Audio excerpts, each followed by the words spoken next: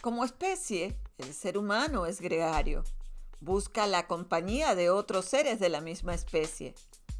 Esta expresión que luce sencilla se torna enmarañada al considerar que nuestras sociedades son complejas, dinámicas y difieren a consecuencia del lugar de procedencia, tradiciones en que se desarrollan y el ambiente que las circunda.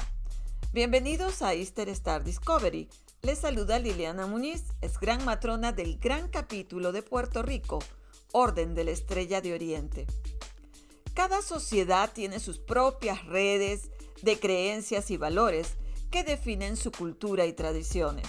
Ellas enmarcan sus creencias religiosas y tiñen con sus fundamentos códigos de conducta, formas de gobierno, funciones sociales, actitudes hacia otras conductas y hasta la forma de alimentarse de sus participantes, que los distinguen de otras sociedades.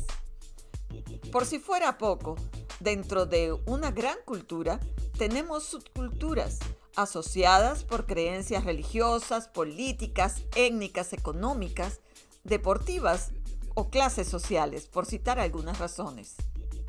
Pero sin duda la cultura dominante marcará los valores que desea promover a través de medios de comunicación, educación, reglas y reglamentos y cualquier medio de influencia.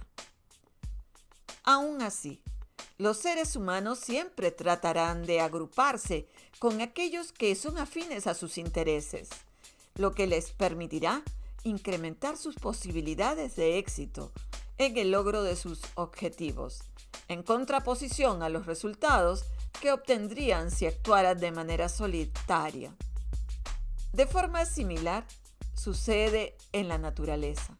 Por ejemplo, los cardúmenes de peces, aunque de diversas especies, pero similares en apariencia y comportamiento, nadan de forma sincronizada, orientados en la misma dirección.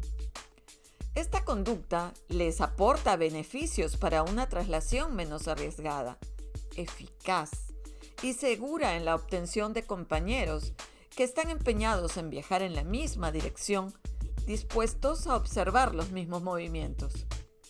De igual manera, los seres humanos se agrupan para obtener el propósito por el cual han decidido estar unidos.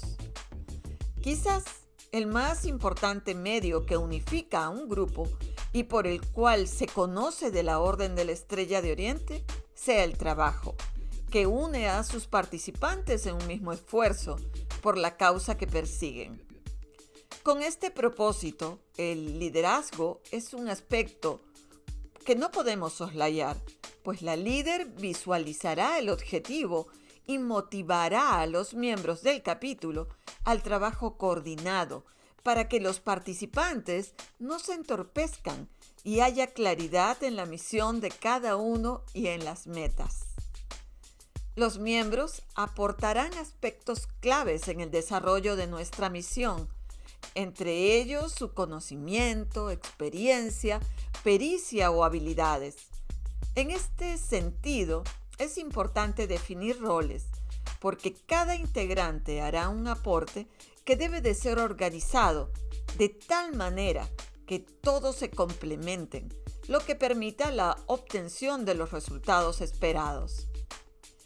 Por esta razón, una comunicación eficaz, clara y precisa es indispensable para mantener a los miembros informados de lo que se espera de ellos y lograr establecer un clima adecuado a los intereses del capítulo.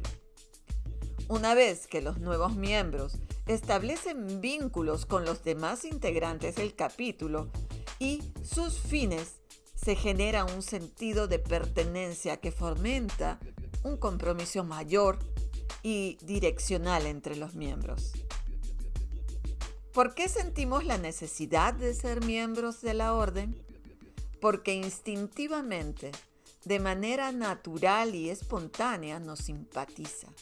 Apenas conocemos de ella, nos sentimos cercanos a la organización, aún sin comprender del todo su misión y visión.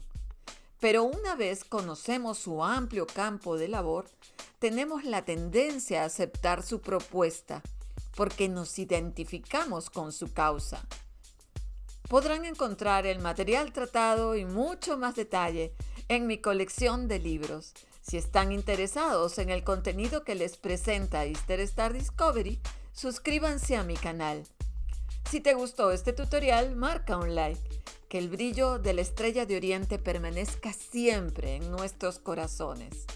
Hasta nuestra próxima entrega.